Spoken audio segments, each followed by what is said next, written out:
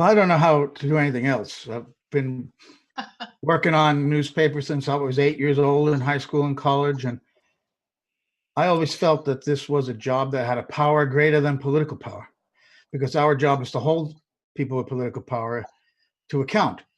And most of my colleagues want to live vicariously through these powerful people.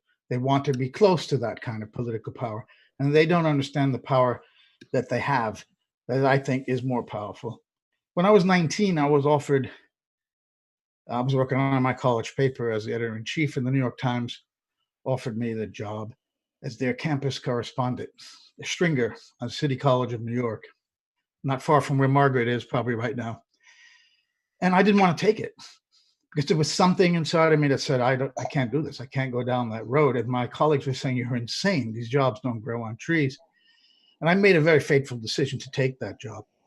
So I used that to work on a Providence Journal Bulletin, Rhode Island. But then I quit it all and went to Europe for 8 years and bummed around on odd jobs and lived in Germany, went to East Germany a lot, and had to come back and grow up. About at the age of 30, went back into journalism and covered the UN for 25 years, first for the Daily Mail in London and the Daily Telegraph, ultimately for the Boston Globe and the German press agency, and then the last 6 years with the Wall Street Journal.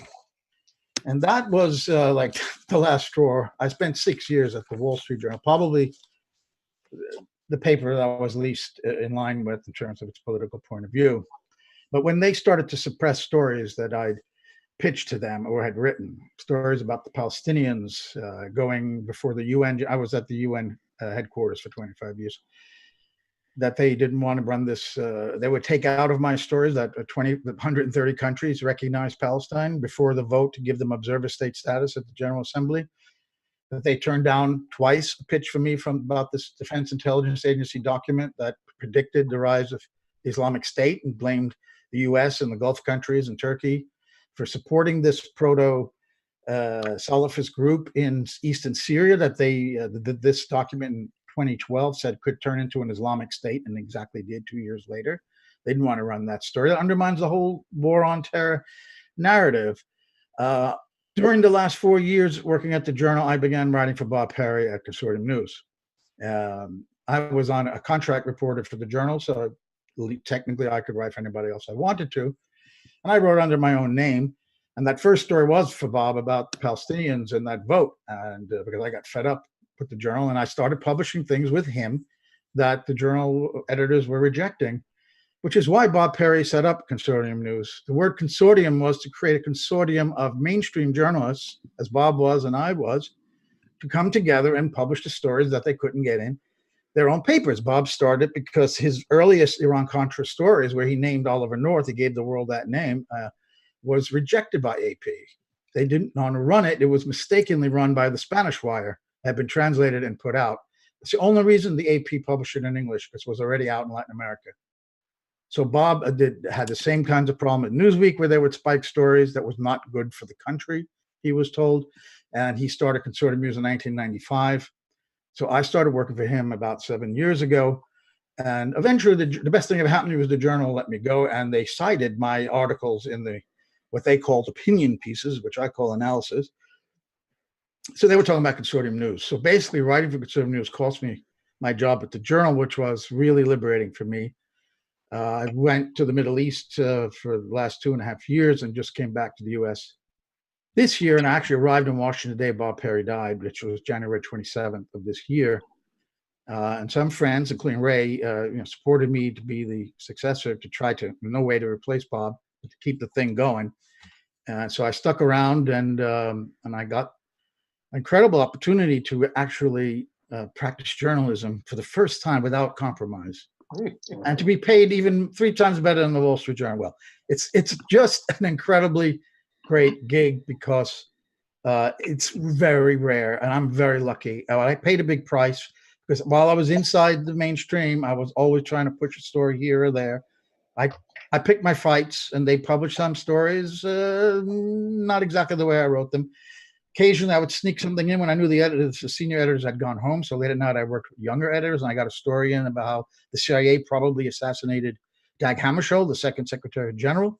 I don't know if that was, I think, the beginning of the end for me, because it was some months after that I was let go. So it's a struggle to be within the system, but I learned obviously a hell of a lot of how it works. I also think that the work of journalism, the skills that the people at the Wall Street Journal, the New York Times have are excellent. It's their political agenda and their point of view is the problem. So I learned a hell of a lot about journalism, how to get a story, how to vet it, and how to write it.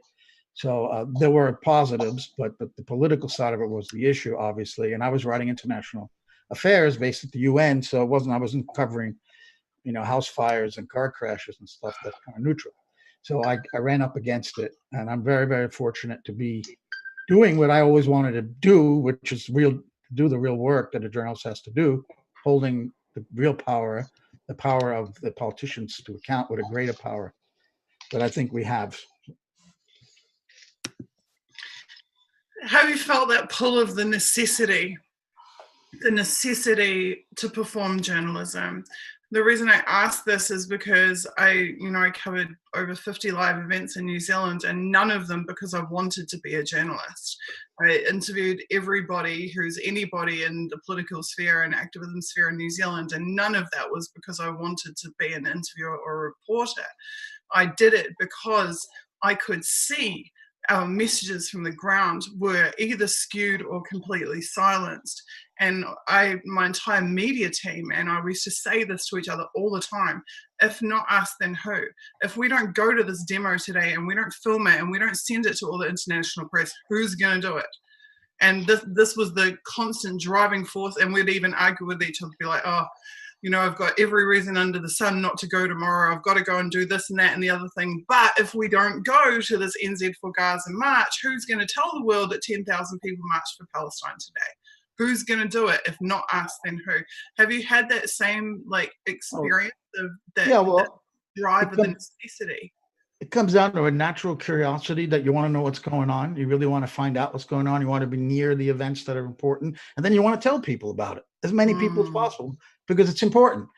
And you're just driven by that individually, but you're doing a huge public service if you're actually doing the job the way it's intended to be done, which is to find out as close to the truth as you can about very complex events like international affairs, where you have nations competing or clashing with each other from their interests. They have competing interests. This is a great dramatic tale when you've got conflict in the world. And yet the American press, as the British press, tell it only from their own point of view. Like the American position is the only, and our little allies in Europe, we can include what they have to say. But there's one line at the bottom of those massive stories before the invasion of Iraq.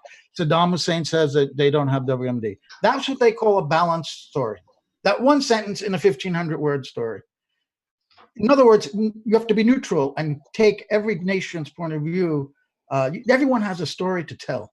And if you're really a good journalist, you want to hear them all neutrally and then tell those stories and weave it in and then try to explain to the public how it's happening, what it means.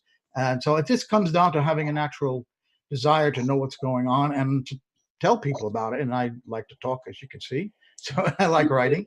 So I tell people what I find out, but you got to find it out first. That's the harder part, because you got obstacles, plenty of them in the way. For me, time and again, and that was my wake up moment. This is what really got me in the beginning, was when I began to find out information that there was no reason or excuse for not being on the 6 p.m. news, and turning on that television and there's nothing, looking at the New Zealand Herald website or the wherever website and there's nothing. And the first one that really did that for me was One Police Plaza, because I was watching the live streams and it was impossible for that not to have been newsworthy internationally, that there is people occupying the headquarters of the NYPD in the, and the echoing of the "We Are the 99%." It was just resounding in every direction. There's so many people there, and watching those streams and then going to all the major news websites, nothing, not a word.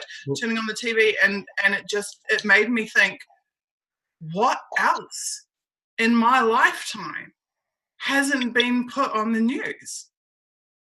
What else hasn't been written about in the newspaper? Exactly. And that was a huge shock to me, because in that instant, I realized that my entire idea of what had been going on for 30 years was tailored by external forces. And I felt like, as a consumer of media throughout my life, right from when in school, when they say cut an article out of the piece of news, our newspaper, and bring it to show and tell and talk about it to your class.